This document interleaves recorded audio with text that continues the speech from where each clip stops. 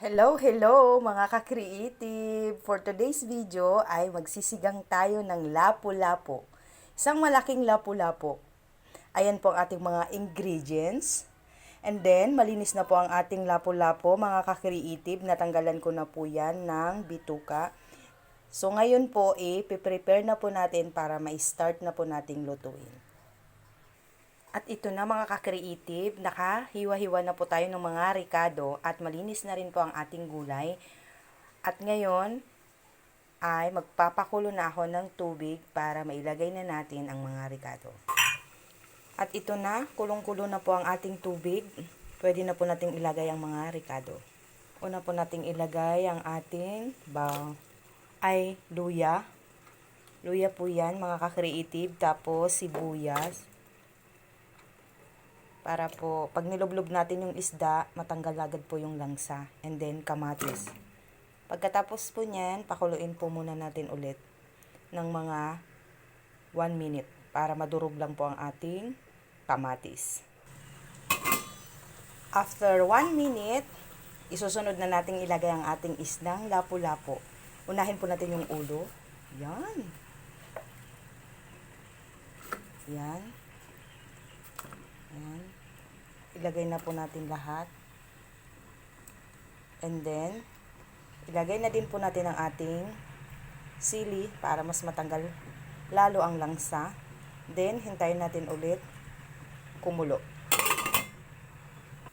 After 2 minutes, ayan guys. Kulong-kulong-kulo na ang ating sinigang. Wow! Sunod na natin ilagay ang ating asin.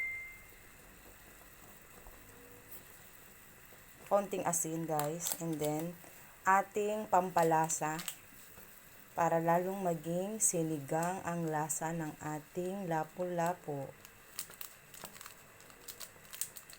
Kahit ano pong pampalasa pwede na sinigang. Pwedeng mas masarap po sana, mas masarap yung natural. Ayan, and then hiwa-hiwalay lang natin guys. And then, hintayin natin ulit kumulo. Mga 2 seconds. At ayan guys, nahalo na ang ating inilagay na ricado. Isunod na natin ilagay ang ating okra. At kangkong. My favorite, kangkong. Then, ilublob natin para mas ma-mix ng maayos at maluto yung kangkong.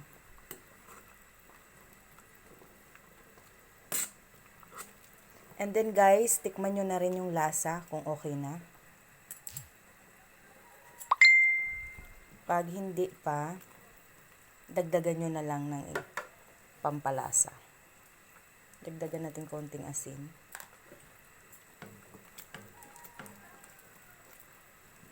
And then, takpan na lang natin ulit. Waiting na tayo para sa ating plating.